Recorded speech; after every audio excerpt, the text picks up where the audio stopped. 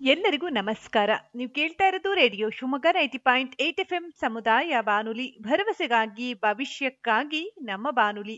ಇದು ನಮ್ಮ ಶಾಲಾ ಪ್ರತಿಭಾಂಗಳ ಮಕ್ಕಳ ವಿಶೇಷ ಕಾರ್ಯಕ್ರಮ. ನಾನ್ ಪವಿತ್ರ ದಿನೇಶ್. ಸ್ನೇಹಿತರೆ, ಶಾಲೆಗಳು ವಿದ್ಯಾರ್ಥಿಗಳ ಶಿಕ್ಷಣ, ಜ್ಞಾನ, ಕೌಶಲ್ಯಗಳನ್ನ ಕಲಿಸುವುದರ ಜೊತೆಗೆ ಅವರ ಸರ್ವತೋಮುಖ ಅಭಿವೃದ್ಧಿಯಲ್ಲಿ, ಬೆಳವಣಿಗೆಯಲ್ಲಿ ಪೂರಕವಾದಂತಹ ವಾತಾವರಣವನ್ನ ಕಲ್ಪಿಸಿಕೊಡುವ ಮೂಲಕ ಮಕ್ಕಳ ಸರ್ವಾಂಗೀಣ ಅಭಿವೃದ್ಧಿಗೆ ಸಹಕರಿಸೋದು ಶಾಲೆ ಅಂತಾನೆ ಹೇಳ್ಬೋದು. ಮಕ್ಕಳಲ್ಲಿರುವಂತಹ ಸಾಕಷ್ಟು ಪ್ರತಿಭೆಗಳಿಗೆ ವೇದಿಕೆಯಾಗಿ ನಿಲ್ಲುತ್ತೆ ಶಾಲೆ. ಇದರ ಜೊತೆಗೆ ನಮ್ಮ ರೇಡಿಯೋ ಶಿವಮೊಗ್ಗ ಸಹ ಮಕ್ಕಳ ಪ್ರತಿಭೆ ಅನಾವರಣಕ್ಕೆ ಒಂದು ವೇದಿಕೆಯನ್ನ ಕಲ್ಪಿಸಿಕೊಟ್ಟಿರೋದು ನಮ್ಮ ಶಾಲಾ ಪ್ರತಿಭಾ ಅಂಗಳ ಕಾರ್ಯಕ್ರಮದ ಮೂಲಕ. ಈ ಕಾರ್ಯಕ್ರಮದ ಮೂಲಕ ಮಕ್ಕಳಲ್ಲಿರುವಂತಹ ಸೃಜನಾತ್ಮಕ ಕಲೆಗೆ ಒಂದು ವೇದಿಕೆಯಾಗಿದೆ ಈ ಕಾರ್ಯಕ್ರಮ. ಹಾಗಾದ್ರೆ ನಮ್ಮ ಇವತ್ತಿನ ನಮ್ಮ ಶಾಲಾ ಪ್ರತಿಭಾ ಅಂಗಳ ಕಾರ್ಯಕ್ರಮದಲ್ಲಿ ಶಿವಮೊಗ್ಗದ ಪೇಸ್ ಇಂಟರ್ನ್ಯಾಷನಲ್ ಪಬ್ಲಿಕ್ ಶಾಲೆಯ ಮಕ್ಕಳಿಂದ ಕಾರ್ಯಕ್ರಮಗಳನ್ನ ಆಲಿಸೋಣ. ಅದಕ್ಕೂ ಮೊದಲು ಶಾಲೆಯ ಪರಿಚಯವನ್ನ ತಿಳ್ಕೊಳ್ಳೋಣ. ಈಗ ನಮ್ಮ ಜೊತೆಗೆ ಪೇಸ್ ಇಂಟರ್ನ್ಯಾಷನಲ್ ಪಬ್ಲಿಕ್ ಶಾಲೆಯ ಪ್ರಾಂಶುಪಾಲರಾದಂತ ಪವನ್ ಕುಮಾರ್ NR ಇವ್ರು ನಮ್ಮ ಜೊತೆಗಿದ್ದಾರೆ. ಇವರು ಶಾಲೆಯ ಪರಿಚಯವನ್ನ ಮಾಡ್ಕೊಡ್ತಾರೆ. ಕೇಳೋಣ ಬನ್ನಿ. ಸರ್ ನಮಸ್ತೆ, ಕಾರ್ಯಕ್ರಮಕ್ಕೆ ಆತ್ಮೀಯ ಸ್ವಾಗತ. ಸರ್, ನಿಮ್ಮ ಶಾಲೆಯ ಪರಿಚಯವನ್ನ ಮಾಡ್ಕೊಡ್ಬೋದಾ ಸರ್? ಎಲ್ರಿಗೂ ನಮಸ್ಕಾರ. ನನ್ನ ಹೆಸರು ಪವನ್ ಕುಮಾರ್ NR ಅಂತ. ನಾನು ಪೇಸ್ ಇಂಟರ್ನ್ಯಾಷನಲ್ ಸ್ಕೂಲ್ನಲ್ಲಿ ಪ್ರಾಂಶುಪಾಲನಾಗಿದ್ದೇನೆ. ಮೊದಲನೇದಾಗಿ ನಮ್ಮ ಮಕ್ಕಳ ಪ್ರತಿಭೆಯನ್ನು ಅನಾವರಣಗೊಳಿಸೋದಕ್ಕೆ ಈ ಒಂದು ಸುಂದರವಾದ ಅವಕಾಶವನ್ನು ಮಾಡಿಕೊಟ್ಟಂತ ರೇಡಿಯೋ ಶಿವಮೊಗ್ಗ ತಂಡದವರಿಗೆ ನಾನು ಅನಂತ ಧನ್ಯವಾದಗಳನ್ನ ಸಲ್ಲಿಸ್ತೇನೆ. ಪೇಸ್ ಇಂಟರ್ನ್ಯಾಷನಲ್ ಸ್ಕೂಲ್ ಇದು ಪ್ರಜ್ಞಾ ಎಜುಕೇಷನ್ ಟ್ರಸ್ಟ್ ಇವರ ಆಶ್ರಯದಲ್ಲಿ 2025-26ನೇ ಶೈಕ್ಷಣಿಕ ಸಾಲಿನಿಂದ ಆರಂಭವಾದ ಒಂದು ಹೊಸ ಶಾಲೆ. ಇದೇ ಟ್ರಸ್ಟ್ ನಡಿಯಲ್ಲಿ ಈಗಾಗಲೇ ಎಲ್ಲರಿಗೂ ಪರಿಚಿತ ಇರುವ ಪೇಸ್ PU ಕಾಲೇಜ್ ರಾಜ್ಯದ ಪ್ರತಿಷ್ಠಿತ PU ಕಾಲೇಜುಗಳಲ್ಲಿ ಒಂದಾಗಿ ಗುರುತಿಸಿಕೊಂಡಿದ್ದು, ಅದೇ ಅನುಭವ ಮತ್ತು ನಂಬಿಕೆಯೊಂದಿಗೆ ಈ ಶಾಲೆಯನ್ನ ಆರಂಭಿಸಲಾಗಿದೆ. ಗ್ರಾಮೀಣ ಮತ್ತು ನಗರ ಭಾಗದ ಎಲ್ಲಾ ಮಕ್ಕಳಿಗೂ ಸುರಕ್ಷಿತ, ಸಂತೋಷದಾಯಕ ಮತ್ತು ಒತ್ತಡರಹಿತ ವಾತಾವರಣದಲ್ಲಿ ಗುಣಮಟ್ಟದ ಮೌಲ್ಯಯುತ ಶಿಕ್ಷಣವನ್ನ ನೀಡಬೇಕು ಅಂತ ಹೇಳಿ ಶುರುವಾದಂಥ ಸಂಸ್ಥೆ ಪೇಸ್ ಇಂಟರ್ನ್ಯಾಷನಲ್ ಸ್ಕೂಲ್. ಮೊದಲನೇ ವರ್ಷವೇ ಆದರೂ ನಮಗೆ ಸಮುದಾಯದಿಂದ ಸಿಕ್ಕಿರುವ ಒಂದು ಒಳ್ಳೆಯ ಪ್ರತಿಕ್ರಿಯೆ ನಮಗೆ ತುಂಬಾ ಸಂತೋಷ ನೀಡಿದೆ. ಪ್ರಸ್ತುತ ನಮ್ಮ ಶಾಲೆಯಲ್ಲಿ 177 ಮಕ್ಕಳು ನರ್ಸರಿಯಿಂದ 7ನೇ ತರಗತಿವರೆಗೆ ಅಧ್ಯಯನ ಮಾಡ್ತಾ ಇದ್ದಾರೆ. ಮಕ್ಕಳ ಸರ್ವತೋಮುಖ ಬೆಳವಣಿಗೆಗೆ ಬೇಕಾದ ಎಲ್ಲಾ ರೀತಿಯ ವೇದಿಕೆಗಳನ್ನ ಒದಗಿಸುವುದು ನಮ್ಮ ಗುರಿಗಳಲ್ಲಿ ಒಂದು. ನಮ್ಮ ಶಾಲೆಯಲ್ಲಿ ಭಾರತದ ಹಬ್ಬಗಳ ಆಚರಣೆ, ಮಕ್ಕಳಿಗೆ ರೋಬೋಟಿಕ್ಸ್ ಮತ್ತು ಆರ್ಟಿಫಿಷಿಯಲ್ ಇಂಟೆಲಿಜೆನ್ಸ್ ತರಗತಿಗಳು, ಹಾಗೆ 8ನೇ ತರಗತಿಯಿಂದ ನೀಟ್ ಮತ್ತು JEE ಫೌಂಡೇಶನ್ ತರಗತಿಗಳನ್ನು ನಡೆಸೋದು, ಈ ಎಲ್ಲಾ ಕಾರ್ಯಕ್ರಮಗಳನ್ನ ನಾವು ಹಮ್ಮಿಕೊಂಡಿದ್ದೇವೆ. ನುರಿತ ಹಾಗೂ ಅನುಭವಿ ಶಿಕ್ಷಕ ತಂಡ ಇರುವಂತ ನಮ್ಮ ಶಾಲೆಯ CBSE ಮಾನ್ಯತೆಗೆ ಬೇಕಾದ ಎಲ್ಲಾ ಪ್ರಕ್ರಿಯೆಗಳು ಈಗಾಗಲೇ ಪೂರ್ಣಗೊಂಡಿದೆ. ಇನ್ನು ಕೆಲವೇ ದಿನಗಳಲ್ಲಿ ನಮಗೆ CBSE ಮಾನ್ಯತೆ ಕೂಡ ದೊರೆಯಲಿದೆ. ಪ್ರಸ್ತುತವಾಗಿ ಮುಂದಿನ ಶೈಕ್ಷಣಿಕ ವರ್ಷಕ್ಕೆ ನರ್ಸರಿಯಿಂದ 8ನೇ ತರಗತಿಯವರೆಗಿನ ದಾಖಲಾತಿಗಳು ಲಭ್ಯ ಇದ್ದು, ಪೋಷಕರು ತಮ್ಮ ಮಕ್ಕಳನ್ನ ಈ ಶಾಲೆಗೆ ಸೇರಿಸೋದಕ್ಕೆ ಅವಕಾಶ ಇದೆ ಎನ್ನುವ ಮಾಹಿತಿಯನ್ನು ಕೂಡ ನಾನು ಈ ಮೂಲಕ ನೀಡ್ತಾ ಇದ್ದೇನೆ. ಧನ್ಯವಾದಗಳು ಸರ್, ನಿಮ್ಮ ಶಾಲೆಯ ಪರಿಚಯವನ್ನ ತಿಳಿಸ್ಕೊಟ್ಟಿದ್ದಕ್ಕೆ. ಹಾಗೆ ನಿಮ್ಮ ಶಾಲೆ ಇನ್ನಷ್ಟು ಉನ್ನತವಾಗಿ ಬೆಳೀಲಿ ಅಂತ ಆಶಿಸ್ತಾ ಈಗ ಇದೇ ಶಾಲೆಯ ಮಕ್ಕಳಿಂದ ಕಾರ್ಯಕ್ರಮಗಳನ್ನ ಆಲಿಸೋಣ. ಈಗ ಇದೇ ಶಾಲೆಯ LKG ಮತ್ತು UKG ಮಕ್ಕಳಿಂದ ಭಗವದ್ಗೀತೆಯ ಜ್ಞಾನ ಶ್ಲೋಕವನ್ನ ಹೇಳ್ತಾರೆ. ಕೇಳೋಣ ಬನ್ನಿ. ನಮಸ್ತೆ, ನನ್ನ ಹೆಸರು ಪ್ರಮಿತಿ. My name is Shivani. Namaste, my name is Kushi. Namaste, my name is Hiranmay. Namaste, my name is Pavani. ನಮಸ್ತೆ, ನನ್ನ ಹೆಸರು ಬಾಂಧವ್ಯ. ನಮಸ್ತೆ, ನನ್ನ ಹೆಸರು ವೆನಿಷಾ. ಭಗವದ್ಗೀತೆ ಧ್ಯಾನ ಶ್ಲೋಕ. ಓಂ ಶ್ರೀ ಪರಮಾತ್ಮನೇ ನಮಃ. ಓಂ ಪಾತಾಯ ಪ್ರತಿಬೋಧಿತ ಭಗವತ ನಾರಾಯಣೇನ ಸ್ವಯಂ ವ್ಯಾಸೇನ ವ್ರತಿತ ಪುರಾಣ ಮುನಿನ ಮಧ್ಯೆ ಮಹಾಭಾರತಂ ಅದ್ವೈತಾಮೃತ ವರ್ಷಿಣಿ ಭಗವತಿ ಅಷ್ಟದಶ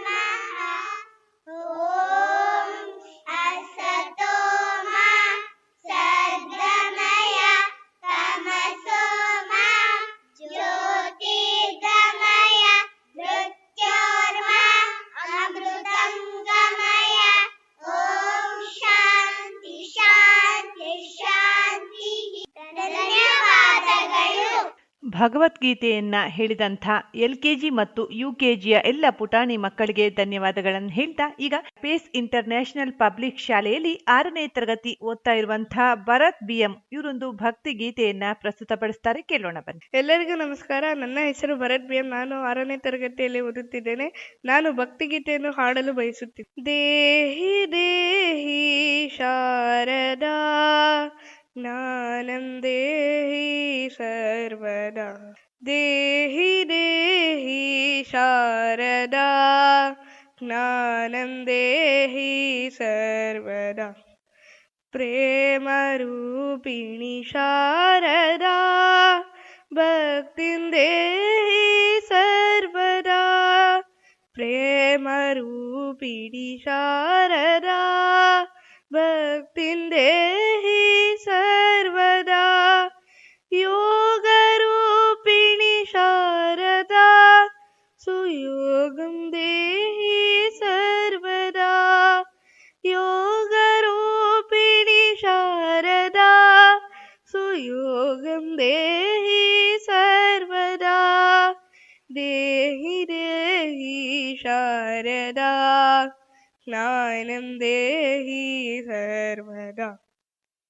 ಹಂಸವಾಹಿನಿ ಹಂಸನಂದಿನಿ ಹಂಸಭೂಷಿತೆ ಶಾರದೆ.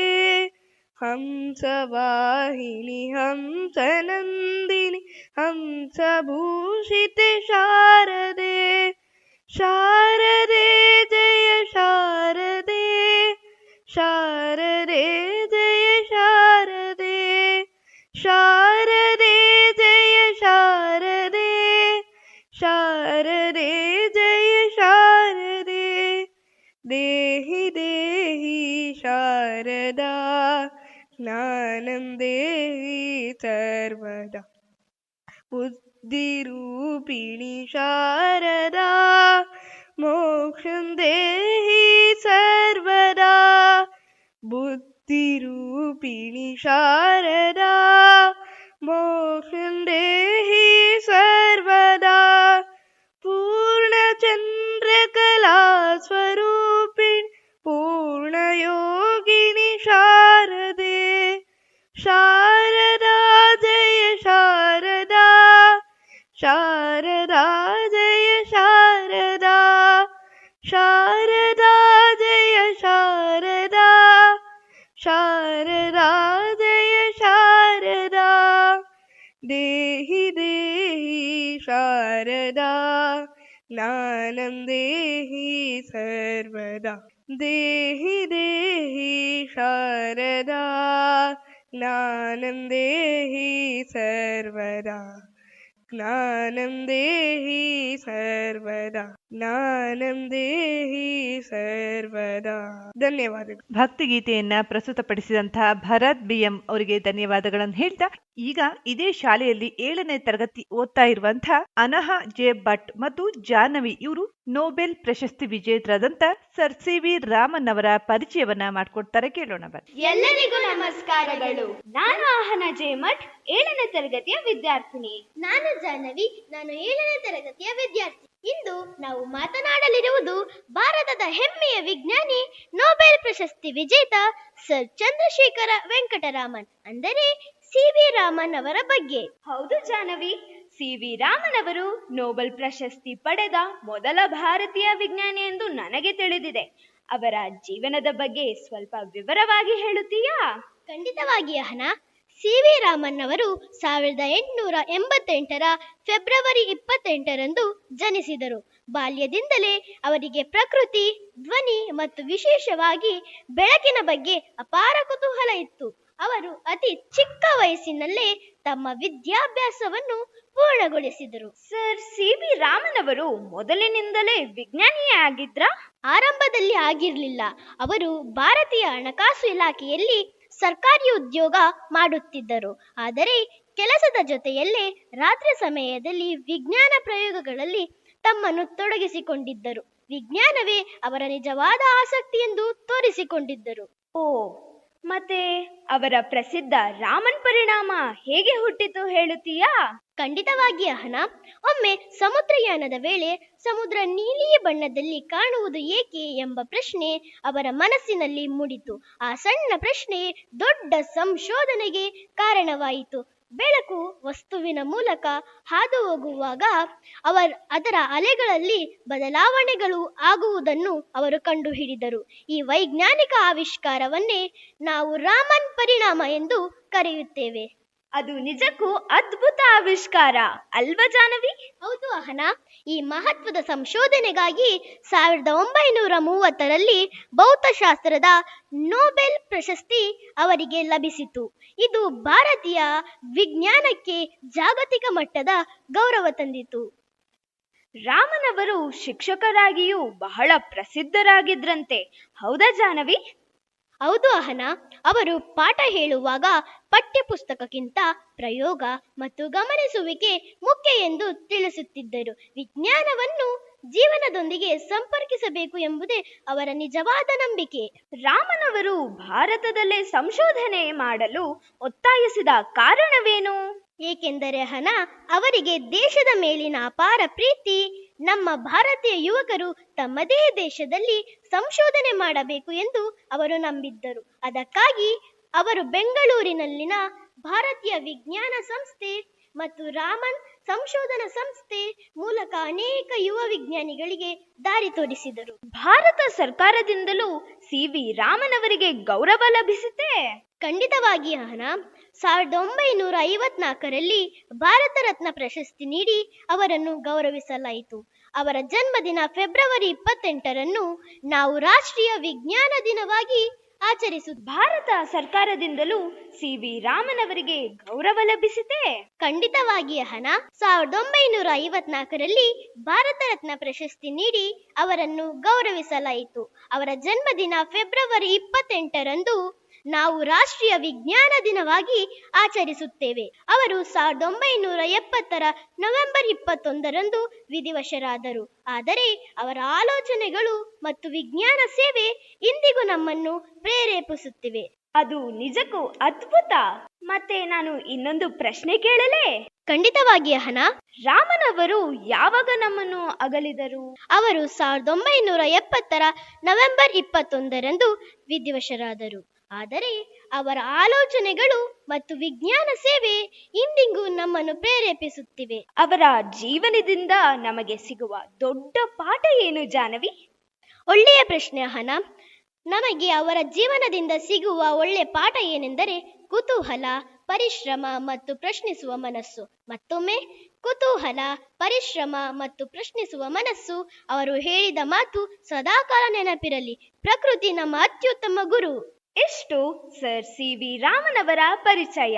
ನಿಮ್ಮ ಸಮಯಕ್ಕೆ ಧನ್ಯವಾದಗಳು. Sir CV. ರಾಮನ್ ಅವರ ಪರಿಚಯವನ್ನ ತಿಳಿಸ್ಕೊಟ್ಟಂತ ಅನಹ ಮತ್ತು ಜಾಹ್ನವಿಗೆ ಧನ್ಯವಾದಗಳನ್ನ ಹೇಳ್ತಾ ಈಗ ಇದೇ ಶಾಲೆಯಲ್ಲಿ 4ನೇ ತರಗತಿ ಓದ್ತಾ ಇರುವಂತಹ ಇಂಪನ ಐತಾಳ್ ಒಂದು ದೇಶಭಕ್ತಿ ಗೀತೆಯನ್ನ ಹಾಡ್ತಾರೆ, ಕೇಳೋಣ ಬನ್ನಿ. ನನ್ನ ಹೆಸರು ಇಂಪನ ಐತಾಳ್. ನಾನು 4ನೇ ತರಗತಿ. ನಾನು ದೇಶಭಕ್ತಿ ಗೀತೆಯನ್ನು ಹಾಡುತ್ತಿದ್ದೇನೆ. ಪುಟಿದು ಚಿಮ್ಮುತ್ತಿದೆ ಅಂತಃಶಕ್ತಿಯು ಹೃದಯದೊಳಗಿನಿಂದ, ಪುಟಿದು ಚಿಮ್ಮುತ್ತಿದೆ ಅಂತಃಶಕ್ತಿಯು ಹೃದಯದೊಳಗಿನಿಂದ, ಸೆಟೆದು ನಿಲ್ಲುತ್ತಿದೆ ಸ್ವಾಭಿಮಾನವು, ಸೆಟೆದು ನಿಲ್ಲುತ್ತಿದೆ ಸ್ವಾಭಿಮಾನವು, ತಾಯ ಸ್ಮರಣೆಯಿಂದ, ತಾಯ ಸ್ಮರಣೆಯಿಂದ, ತಾಯ ಸ್ಮರಣೆಯಿಂದ, ತಾಯ ಸ್ಮರಣೆಯಿಂದ, ಪುಟಿದು ಚಿಮ್ಮುತ್ತಿದೆ ಅಂತಃಶಕ್ತಿಯು ಹೃದಯದೊಳಗಿನಿಂದ.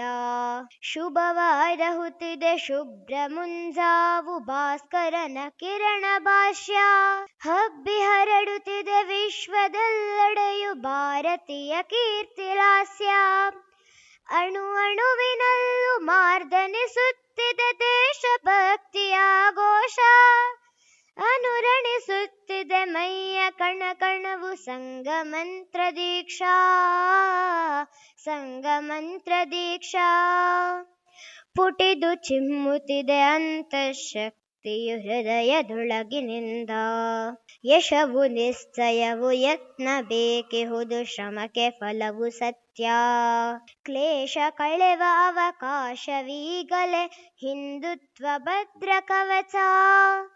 ದುಷ್ಟಕೂಟಗಳ ಹುಟ್ಟ ನಡಗಿಸಲು ಐಕ್ಯತೆಯ ಸ್ನೇಹ ಸೂತ್ರ. ಸ್ಪಷ್ಟ ಸಂದೇಶ ಗಟ್ಟಿಯಾಗಿಹುದು ಸಂಚಲ್ಲ ಛಿದ್ರ ಛಿದ್ರ.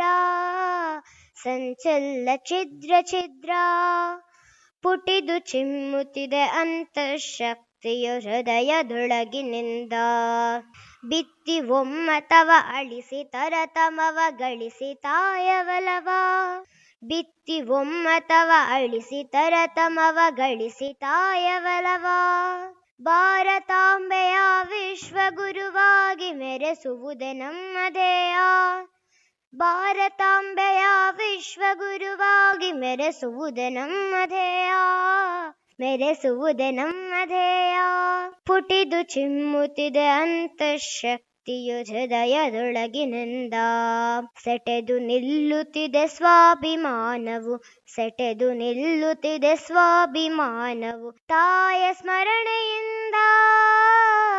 ತಾಯ ಸ್ಮರಣೆಯಿಂದ. ಧನ್ಯವಾದಗಳು.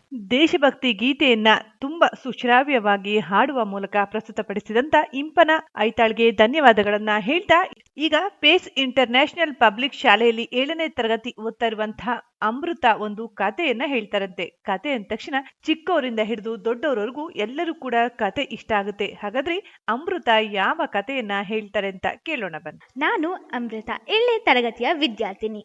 ನಾನು ಇವತ್ತಿನ ದಿನ ಒಂದು ಪುಟ್ಟದಾದ ಕಥೆಯನ್ನು ಹೇಳಲು ಬಯಸುತ್ತೇನೆ. ಅದುವೇ ಪೆನ್ಸಿಲ್ ಬೋಧಿಸುವ ಪಂಚಗುಣಗಳು. ನಿಮಗೆಲ್ಲ ಕತೆ ಕೇಳಲು ಇಷ್ಟ ಇದೆಯಾ? ಕತೆ ಅಂದ್ರೆ ನಿಮ್ಗೆಲ್ಲ ಇಷ್ಟನಾ?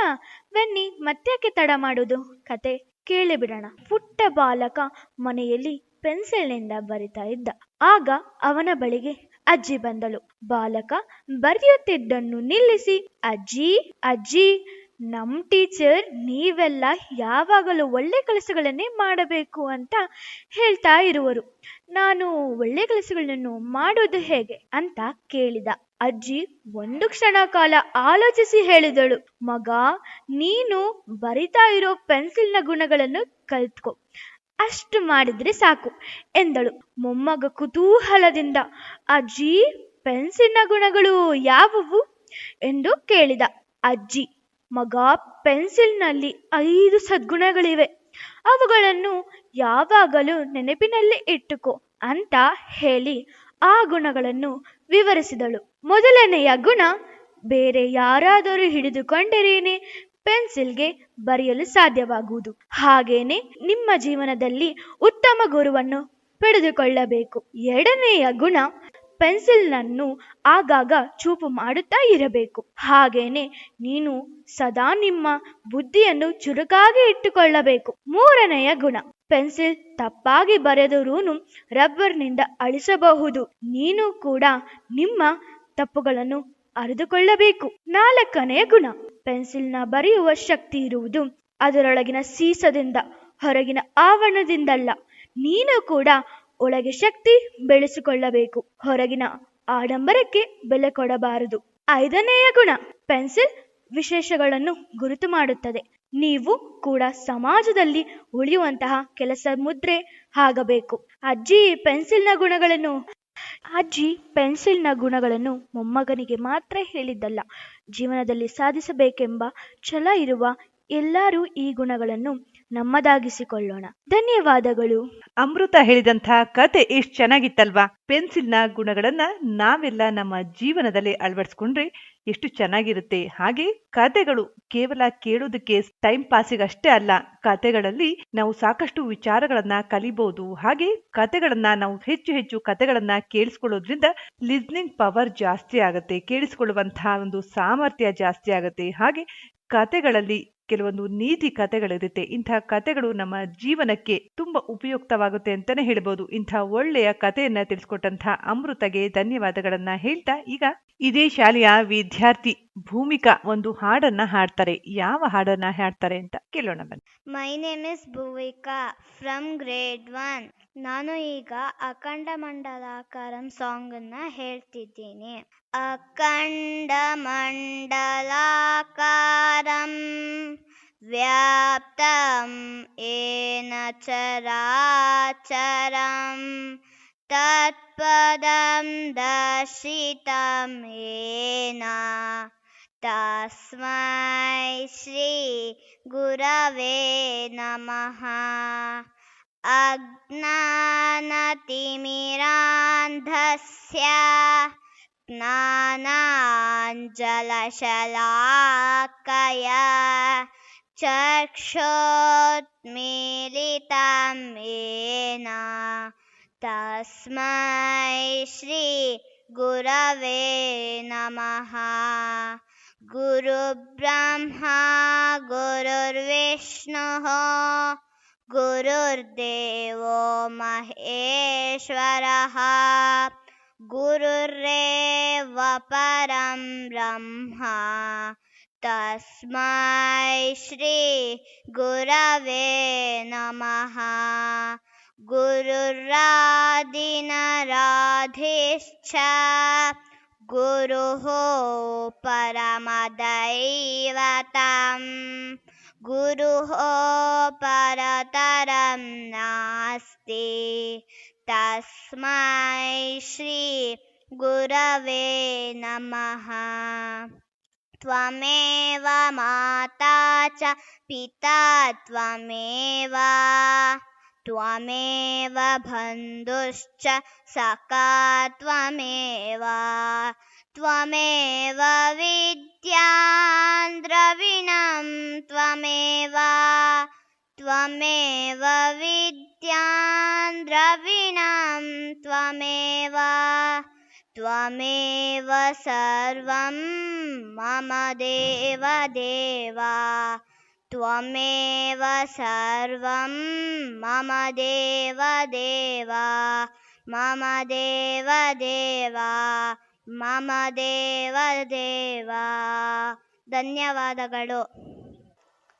ತ್ವಮೇವ ಮಾತಾ ಚ ಪಿತಾ ತ್ವಮೇವ ತ್ವಮೇವ ಬಂಧುಶ್ಚ ಸಖಾ ತ್ವಮೇವ ತ್ವಮೇವ ವಿದ್ಯಾನ್ ದ್ರವಿಣಂ ತ್ವಮೇವ ತ್ವಮೇವ ವಿದ್ಯಾನ್ ದ್ರವಿಣಂ ತ್ವಮೇವ ತ್ವಮೇವ ಸರ್ವಂ ಮಮ ದೇವ ದೇವ ತ್ವಮೇವ ಸರ್ವಂ ಮಮ ದೇವ ದೇವ ಮಮ ದೇವ ದೇವ ಮಮ ದೇವ ದೇವ.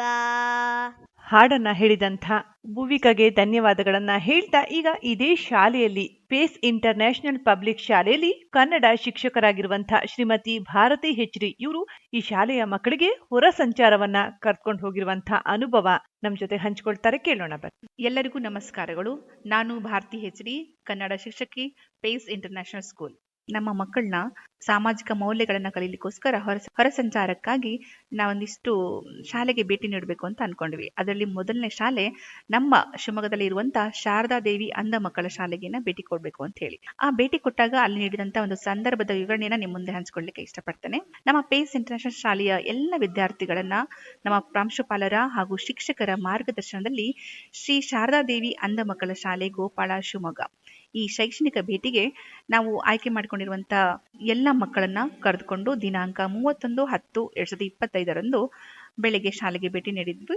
ಆ ಭೇಟಿ ನೀಡಿದಂತ ಸಂದರ್ಭದಲ್ಲಿ ನಮ್ಮ ಶಾಲೆ ಉದ್ದೇಶ ಏನಪ್ಪಾ ಆಗಿತ್ತಂದ್ರೆ, ಈ ಭೇಟಿಯ ಉದ್ದೇಶ ಅಂಧ ಮಕ್ಕಳ ಓದ್ ಹೇಗಿರುತ್ತೆ, ಹೇಗೆ ಹಾಡು ಹೇಳ್ತಾರೆ, ಕ್ರೀಡೆಯಲ್ಲೆಲ್ಲ ಭಾಗವಹಿಸ್ತಾ ಇದ್ದಾರೆ, ಹೇಗೆ ಸಾಧ್ಯ ಆಗತ್ತೆ, ವಿದ್ಯಾಭ್ಯಾಸದಲ್ಲೂ ಕೂಡ ಮುಂದಿದ್ದಾರೆ, ಕೌಶಲ್ಯಗಳನ್ನ ಕಲಿತಾ ಇದ್ದಾರೆ, ಅವರ ಆತ್ಮವಿಶ್ವಾಸವನ್ನ ಹೇಗೆ ಅವ್ರು ಹೆಚ್ಚಿಸ್ಕೊಂಡಿದ್ದಾರೆ ಅನ್ನೋದನ್ನ ತಿಳಿಬೇಕು, ಮತ್ತೆ ನಾವು ಕೂಡ ಪ್ರೇರೇಪಣೆಗೆ ಒಳಗಾಗಬೇಕು ಅನ್ನೋದು ನಮ್ಮ ಉದ್ದೇಶ ಆಗಿತ್ತು. ಅಲ್ಲಿನ ಮಕ್ಕಳಲ್ಲಿನ ಶಿಸ್ತು, ಆ ಶಿಸ್ತುಬದ್ಧ ಕಲಿಕೆ, ಆಸಕ್ತಿ, ಅವರಲ್ಲಿರುವಂತಹ ಸಹಕಾರ ಮನೋಭಾವ, ಬದ್ಧತೆ, ಸಂಗೀತದಲ್ಲಿರುವಂತ ಅವರಿಗೆ ಮನಸ್ಸಲ್ಲಿರುವಂತ ತುಡಿತ, ಕೌಶಲ್ಯ ಹಾಗೂ ಪಾಠ ಪಠ್ಯೇತರ ಚಟುವಟಿಕೆಗಳಲ್ಲಿ ಅತ್ಯಂತ ನಿಪುಣರಾಗಿರುವುದನ್ನ ಕಂಡು ನಮ್ಗೆಲ್ಲ ತುಂಬಾ ಆಶ್ಚರ್ಯ ಆಯ್ತು.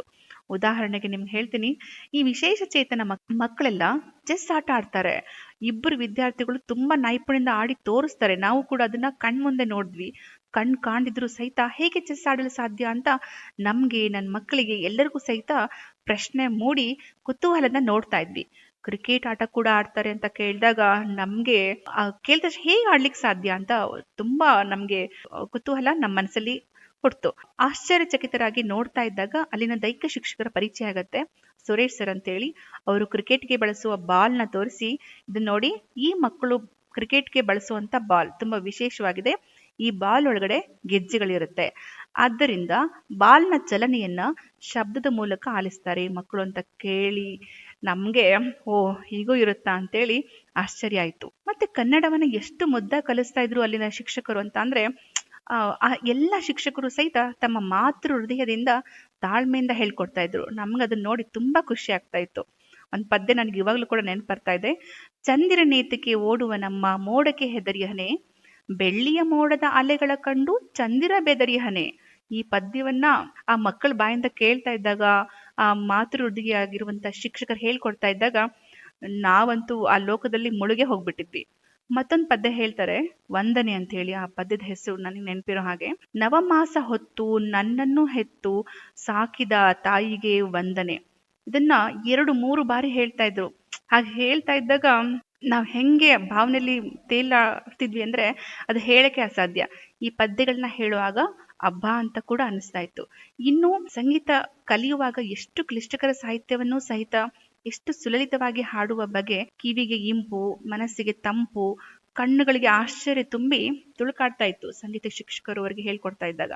ಅದರಲ್ಲೂ ಸುಮಾರು ವರ್ಷಗಳಿಂದ ಸತತವಾಗಿ ಗೀತ ಭಾರತಿಯಲ್ಲಿ ಭಾಗವಹಿಸಿ ಸೈ ಎನಿಸ್ಕೊಂಡಿದ್ದಾರೆ ಈ ಟೀಮ್ ಅಂತ ಕೇಳಿದಾಗ ಅವರ ಆ ಮಕ್ಕಳಲ್ಲಿರುವಂತ ಚೈತನ್ಯ ಅಲ್ಲಿದ್ದವರಿಗೆಲ್ಲ ಚೇತನವನ್ನ ನೀಡ್ತಾ ಇತ್ತು.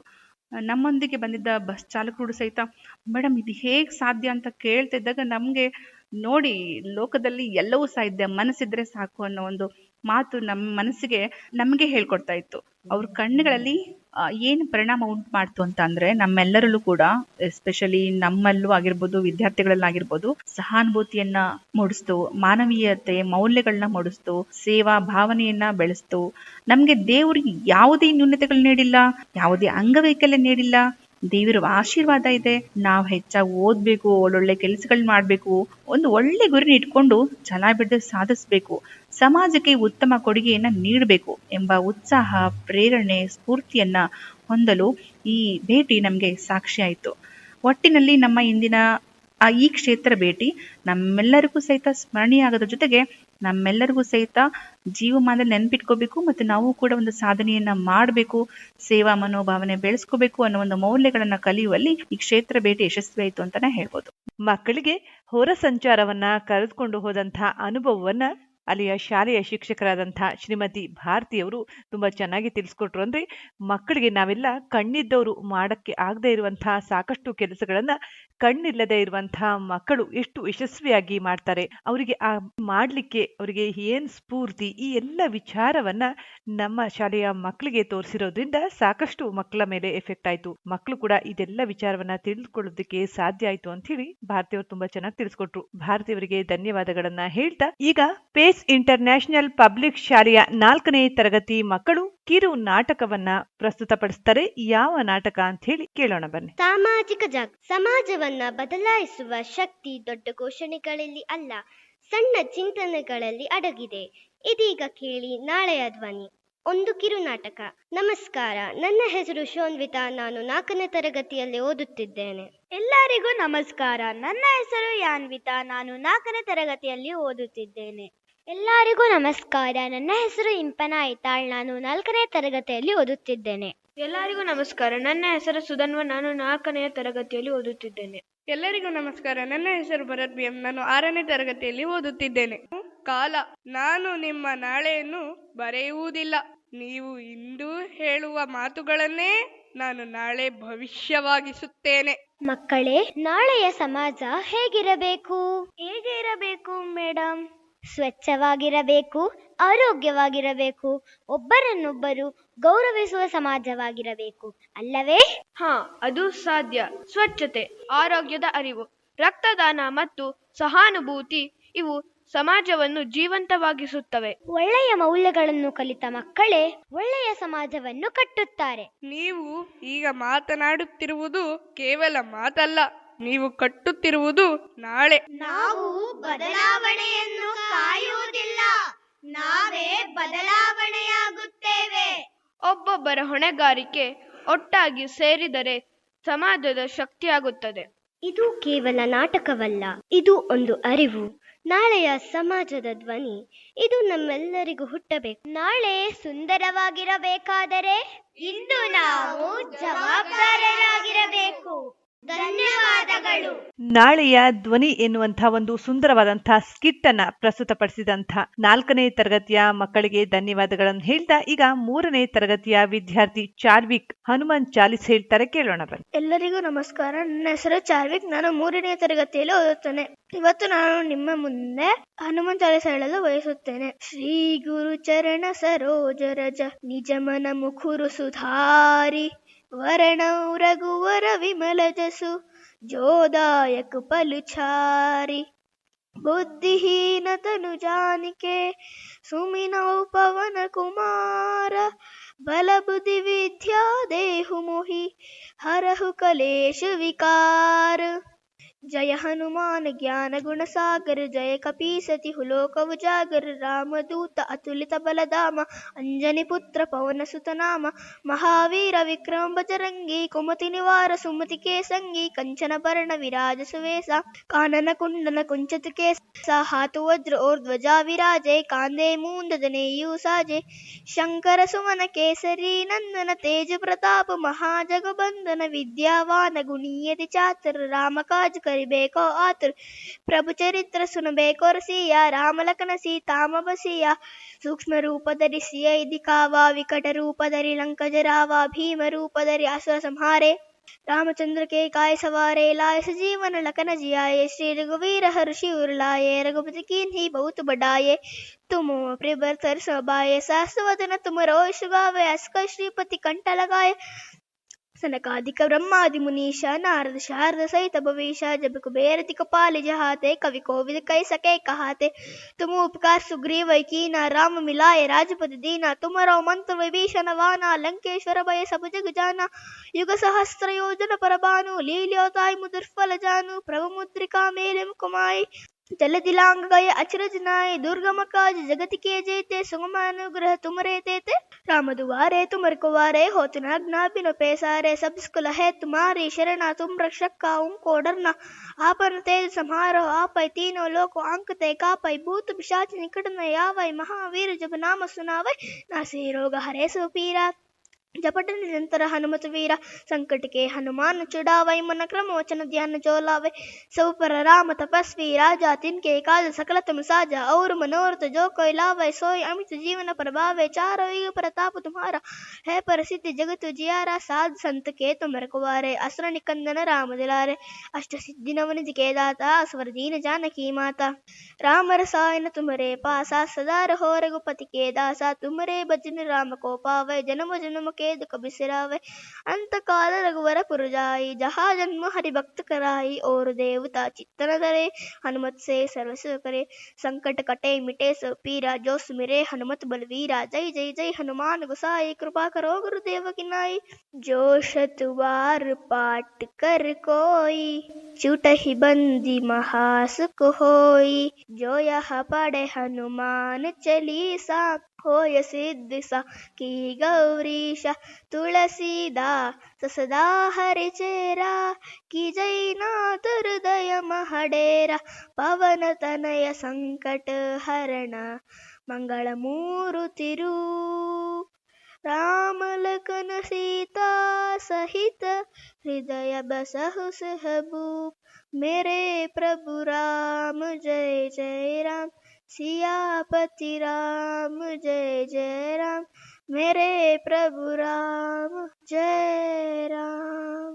ಧನ್ಯವಾದಗಳು. ಹನುಮಾನ್ ಚಾಲಿಸನ ಹೇಳಿದಂತಹ ಚಾಲ್ವಿಕ್ಗೆ ಧನ್ಯವಾದಗಳನ್ನ ಹೇಳ್ತಾ ಈಗ ಇದೇ ಶಾಲೆಯಲ್ಲಿ 6ನೇ ತರಗತಿ ಓದ್ತಾ ಇರುವಂತಹ ಹಂಸ್ವಿನಿ ಇವರು ಕನಕದಾಸರ ಪರಿಚಯವನ್ನ ಮಾಡಿಕೊಡ್ತಾರೆ, ಕೇಳೋಣ ಬನ್ನಿ. ನಮಸ್ಕಾರ ಎಲ್ಲರಿಗೂ. ನನ್ನ ಹೆಸರು ಹಂಸಿನಿ ಜೆಯು. ನಾನು 6ನೇ ತರಗತಿಯ ವಿದ್ಯಾರ್ಥಿನಿ. ಇವತ್ತು ನಾನು ನಿಮ್ಮೊಂದಿಗೆ ಕನಕದಾಸರ ಬಾಡ ಉರು ಮತ್ತು ಕನಕನ ಕಿಂಡಿಯ ಬಗ್ಗೆ ಚರ್ಚೆ ಮಾಡುತ್ತಿದ್ದೇನೆ. ಕನ್ನಡ ನಾಡಿನ ಭಕ್ತಿ ಸಾಹಿತ್ಯ ಪರಂಪರೆಯಲ್ಲಿ ಪ್ರಮುಖ ಸ್ಥಾನವನ್ನು ಪಡೆದವರು ಕನಕದಾಸರು.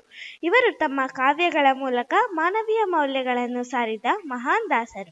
ಇವರು ಜಾತಿ ವ್ಯವಸ್ಥೆಯನ್ನು ವಿರೋಧಿಸಿ ಸಮಾನತೆಗಾಗಿ ಹೋರಾಡಿದ ಮಹಾನ್ ಭಕ್ತ ಮತ್ತು ಸಂಸ್ಕಾರರು. ಇವರ ಜನ್ಮಸ್ಥಾನವಾದ ಬಾಡ ಊರು ಮತ್ತು ಉಡುಪಿಯ ಕನಕನ ಕಿಂಡಿ ಇಂದಿಗೂ ಭಕ್ತಿ ಮತ್ತು ಸಮಾನತೆಯ ಸಂಕೇತಗಳಾಗಿವೆ. ಕನಕದಾಸರು 1509ರಲ್ಲಿ ಕುರುಬ ಜನಾಂಗದ ಬಚ್ಚಮ್ಮ ಮತ್ತು ವೀರಪ್ಪ ನಾಯಕ ದಂಪತಿಗಳ ಮಗನಾಗಿ ಬಾಡ ಎಂಬ ಊರಿನಲ್ಲಿ ಜನಿಸಿದರು. ಬಾಡ ಇದು ಹಾವೇರಿ ಜಿಲ್ಲೆಯ ಶಿಗ್ಗಾವಿ ತಾಲೂಕಿನಲ್ಲಿದೆ. ಇದೇ ಬಾಡ ಊರಿನಲ್ಲಿ ಕನಕದಾಸರು ತಮ್ಮ ಬಾಲ್ಯವನ್ನು ಕಳೆದರು.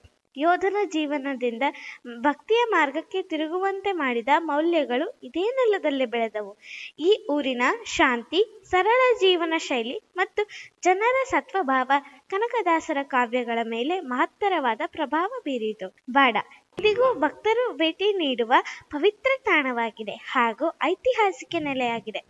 ಉಡುಪಿಯ ಕನಕನ ಕಿಂಡಿ ಕನಕದಾಸರ ಭಕ್ತಿಗೆ ದೇವರು ನೀಡಿದ ಪ್ರತಿಕ್ರಿಯೆಯ ಚಿಹ್ನೆಯಾಗಿದೆ. ಶ್ರೀಕೃಷ್ಣನ ದರ್ಶನಕ್ಕೆ ಹೋದ ಕನಕದಾಸರಿಗೆ ಜಾತಿ ಆಧಾರದ ಅಡ್ಡಿಯಿಂದ ಮಠದ ಪ್ರವೇಶ ನಿರಾಕರಿಸಲಾಯಿತು. ನಿಷ್ಠೆಯಿಂದ ಪ್ರಾರ್ಥಿಸುತ್ತಾ ಪಶ್ಚಿಮ ಗೋಡೆಯ ಬಳಿ ಕುಳಿತಾಗ ಗೋಡೆಯಲ್ಲಿ ಒಂದು ಸಣ್ಣ ಕಿಂಡಿ ತೆರೆದು ಶ್ರೀಕೃಷ್ಣನ ದರ್ಶನ ದೊರಕಿತು. ಇದೇ ಇಂದಿನ ಕನಕನ ಕಿಂಡಿ ಎಂದು ಕರೆಯಲಾಗುತ್ತಿದೆ. ಈ ಕಿಂಡಿ ಭಕ್ತಿಯ ಶಕ್ತಿ, ಸಮಾನತೆಯ ಸಾರ ಮತ್ತು ಮಾನವೀಯ ಮೌಲ್ಯಗಳ ಮಹಿಮೆಗಳನ್ನು ಪ್ರತಿನಿಧಿಸುತ್ತದೆ. ದೇವರ ಮುಂದೆ ಜಾತಿಗೆ ಸ್ಥಾನವಿಲ್ಲ. ನಿಷ್ಠೆಯುಳ್ಳ ಭಕ್ತನಿಗೆ ದರ್ಶನದ ದಾರಿ ತಾನೇ ತೆರೆದುಕೊಳ್ಳುತ್ತದೆ ಎಂಬ ಸಂದೇಶವನ್ನು ಇದು ಕೊಡುತ್ತದೆ. ಬಾಡ ಊರು ಕನಕದಾಸರ ಜೀವನದ ಮೂಲಭೂಮಿ. ಕನಕನ ಕಿಂಡಿ ಅವರ ಭಕ್ತಿಯ ಪರಾಕಾಷ್ಠೆ. ಇವುಗಳು ಸೇರಿ ನಮಗೆ ವಿನಯ, ಸಮಾನತೆ, ನಿಷ್ಠೆ, ಭಕ್ತಿ ಮತ್ತು ಮಾನವೀಯತೆ ಎಂಬ ಅಮೂಲ್ಯ ಮೌಲ್ಯಗಳನ್ನು ಪರಿಚಯಿಸುತ್ತವೆ. ಧನ್ಯವಾದಗಳು. ಕನಕದಾಸರ ಕುರಿತು ಮಾಹಿತಿಯನ್ನ ತಿಳಿಸ್ಕೊಟ್ಟಂತ ಹನ್ಸ್ವಿನಿಗೆ ಧನ್ಯವಾದಗಳನ್ನ ಹೇಳ್ತಾ, ಈಗ ಪೇಸ್ ಇಂಟರ್ನ್ಯಾಷನಲ್ ಪಬ್ಲಿಕ್ ಶಾಲೆಯಲ್ಲಿ ಸಂಗೀತ ಶಿಕ್ಷಕರಾಗಿ ಕರ್ತವ್ಯ ನಿರ್ವಹಿಸ್ತಾ ಇರುವಂತ ವಿದ್ಯಾಶ್ರೀ ನಾಗಾನಂದ್ ಇವರು ನಮ್ಮ ಜೊತೆಗಿದ್ದಾರೆ. ಇವರು ಒಂದು ಭಾವಗೀತೆಯನ್ನ ಪ್ರಸ್ತುತಪಡಿಸ್ತಾರೆ, ಕೇಳೋಣ ಬನ್ನಿ. ಎಲ್ಲ ಕೇಳುಗರಿಗೂ ಕೂಡ ನನ್ನ ನಮಸ್ಕಾರಗಳು. ನಾನು ವಿದ್ಯಾಶ್ರೀ ನಾಗಾನಂದ್, ಪೇಸ್ ಇಂಟರ್ನ್ಯಾಷನಲ್ ಸ್ಕೂಲ್ನಲ್ಲಿ ಸಂಗೀತ ಶಿಕ್ಷಕಿಯಾಗಿ ಕಾರ್ಯನಿರ್ವಹಿಸುತ್ತಿದ್ದೇನೆ. ಭಾವಗೀತೆ, ಕವಿ ಜನಾರ್ದನ ಕೆಸರಗೆದ್ದೆ. ಮಸಣದಲ್ಲಿ ಗಿಡವ ನೆಡು, ಬೆಳೆದು ಹಣ್ಣು ನೀಡುವುದು, ಎಲ್ಲ ಮಣ್ಣಿನಲ್ಲಿ ಹೊನ್ನು ಇದೇ ತಿಳಿದುಕೋ. ಇಡಿಯ ಭೂಮಿ ಪುಣ್ಯ ಭೂಮಿ, ನೆಲವು ಪವಿತ್ರ, ನೆಲವ ಗೆಲ್ಲುವ ಗೆಲುವು ಸೋಲು ತಿಳಿದುಕೋ. ಮನಸ್ಸಿಗಂಟಿದ ಕೊಳೆಯ ತಿಕ್ಕಿ ತೊಳೆದುಕೋ. ಆ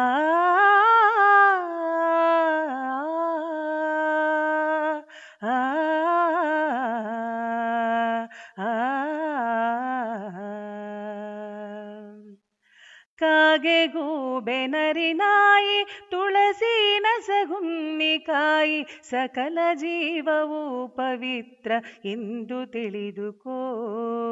ಭುವಿಯ ತಾಯಿ ಮಕ್ಕಳೆಲ್ಲ ಉಚ್ಚ ನೀಚ ಎನ್ನುವುದಿಲ್ಲ, ಎಲ್ಲ ಜೀವಗಳು ಸಮಾನ ಎಂದು ತಿಳಿದುಕೋ.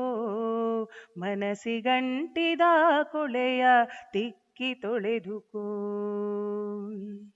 ಹಸುವು ಪುಣ್ಯ ಕೋಟಿಯೇ, ಹುಲಿಯು ಪುಣ್ಯ ಕೋಟಿಯೇ, ಹಾವು ಹಲ್ಲಿನ ವಿಲುಗಳು ಚಂದ ತಿಳಿದುಕೋ. ಅಂದ ಚಂದ ಎನ್ನುವುದು ಎಲ್ಲ ಮನದ ಭ್ರಾಂತಿಯು, ಎದೆಯೊಳಗೆ ಸಮಚಿತ್ತದ ದೀಪ ಬೆಳಗಿಕೋ. ಮನಸ್ಸಿಗಂಟಿದ ಕೊಳೆಯ ತಿಕ್ಕಿ ತೊಳೆದುಕೋ. ಮನಸ್ಸಿಗಂಟಿದ ಕೊಳೆಯ ತಿಕ್ಕಿ ತೊಳೆದುಕೋ. ಕೆಟ್ಟ ಕಾಲ ಎಂಬುದಿಲ್ಲ, ನಾವು ಉಳಿದ ಕಾಲವಿಲ್ಲ. ಕ್ಷಣ ಕ್ಷಣವೂ ದಿನ ದಿನವೂ ಶ್ರೇಷ್ಠ ಅಂದುಕೋ. ಹುಣ್ಣಿಮೆ ಅಮಾವಾಸ್ಯೆಗಳು, ದಿನದ ಹಗಲು ರಾತ್ರಿಗಳು, ಎಲ್ಲ ಸಮಯವೂ ವಿಶೇಷ ಎಂದು ತಿಳಿದುಕೋ.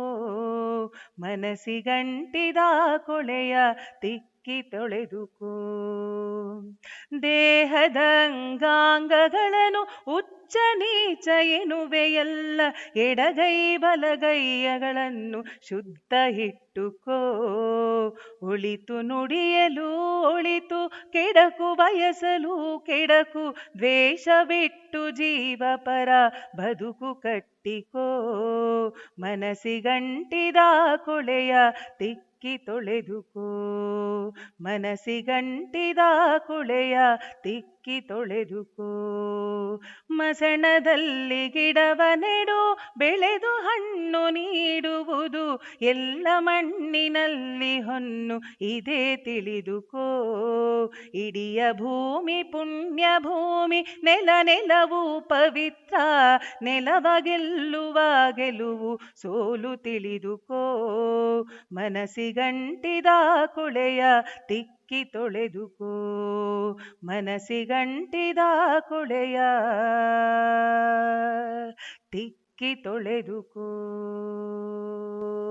ತುಂಬಾ ಅರ್ಥಪೂರ್ಣವಾದಂತಹ ಒಂದು ಭಾವಗೀತೆಯನ್ನ ಪ್ರಸ್ತುತಪಡಿಸಿದ್ರಿ. ಧನ್ಯವಾದಗಳು ಮೇಡಮ್. ಕೇಳಿದ್ರಲ್ಲ ಸ್ನೇಹಿತರೆ, ನಮ್ಮ ಇವತ್ತಿನ ನಮ್ಮ ಶಾಲಾ ಪ್ರತಿಭಾಂಗಳ ಕಾರ್ಯಕ್ರಮದಲ್ಲಿ ಶಿವಮೊಗ್ಗದ ಪೇಸ್ ಇಂಟರ್ನ್ಯಾಷನಲ್ ಪಬ್ಲಿಕ್ ಶಾಲೆಯ ಮಕ್ಕಳಿಂದ ಕಾರ್ಯಕ್ರಮಗಳನ್ನ ಆಲಿಸ್ತಾ ಇದ್ವಿ. ಇದರ ಜೊತೆಗೆ ಶಾಲೆಯ ಸಂಗೀತ ಶಿಕ್ಷಕರಾದಂತಹ ಶ್ರೀಮತಿ ವಿದ್ಯಾಶ್ರೀ ನಾಗಾನಂದ್ ಇವರು ಒಂದು ಭಾವಗೀತೆಯನ್ನ ಪ್ರಸ್ತುತಪಡಿಸಿದ್ರು. ಹಾಗೆ ಶಾಲೆಯ ಮಕ್ಕಳಿಂದ ವೈವಿಧ್ಯಮಯವಾದಂತಹ ಕಾರ್ಯಕ್ರಮಗಳನ್ನ ಆಲಿಸಿದ್ವಿ. ಇದೇ ರೀತಿ ಮುಂದಿನ ಸಂಚಿಕೆಯಲ್ಲಿ ಸಹ ಪೇಸ್ ಇಂಟರ್ನ್ಯಾಷನಲ್ ಪಬ್ಲಿಕ್ ಶಾಲೆಯ ಇನ್ನಷ್ಟು ಮಕ್ಕಳಿಂದ ಕಾರ್ಯಕ್ರಮಗಳನ್ನ ಕೇಳೋಣ ಅಂತ ಹೇಳ್ತಾ ಇವತ್ತಿನ ಕಾರ್ಯಕ್ರಮವನ್ನ ಮುಗಿಸುವಂತಹ ಸಮಯ ಆಯಿತು. ಕಾರ್ಯಕ್ರಮದಲ್ಲಿ ಭಾಗಿಯಾದ ಎಲ್ಲ ಮಕ್ಕಳಿಗೆ, ಶಾಲೆಯ ಶಿಕ್ಷಕರಿಗೆ, ಪ್ರಾಂಶುಪಾಲರಿಗೆ ಹಾಗೆ ಪೋಷಕ ವರ್ಗದವರಿಗೆ ಎಲ್ಲರಿಗೂ ಕೂಡ ಧನ್ಯವಾದಗಳನ್ನ ಹೇಳ್ತಾ ಇವತ್ತಿನ ಕಾರ್ಯಕ್ರಮವನ್ನ ಮುಗಿಸುವಂತಹ ಸಮಯ ಆಯಿತು. ಕಾರ್ಯಕ್ರಮದ ಕುರಿತಾದಂತಹ ನಿಮ್ಮ ಅನಿಸಿಕೆ ಅಭಿಪ್ರಾಯಗಳನ್ನ ಮೊಬೈಲ್ ಸಂಖ್ಯೆ 9686096279 ಈ ನಂಬರ್ಗೆ ವಾಟ್ಸ್ಆಪ್ ಮೂಲಕ ತಿಳಿಸಬಹುದು ಅಂತ ಹೇಳ್ತಾ ಇವತ್ತಿನ ಕಾರ್ಯಕ್ರಮವನ್ನ ಮುಗಿಸುವಂತಹ ಸಮಯ ಆಯಿತು. ನಂತರದಲ್ಲಿ ಎಂದಿನಂತೆ ರೇಡಿಯೋ ಕಾರ್ಯಕ್ರಮಗಳು ಮುಂದುವರಿಯುತ್ತದೆ. ಕೇಳ್ತಾ ಇರಿ ರೇಡಿಯೋ ಶಿವಮೊಗ್ಗ 90.8 FM ಸಮುದಾಯ ಬಾನುಲಿ, ಭರವಸೆಗಾಗಿ ಭವಿಷ್ಯಕ್ಕಾಗಿ ನಮ್ಮ ಬಾನುಲಿ.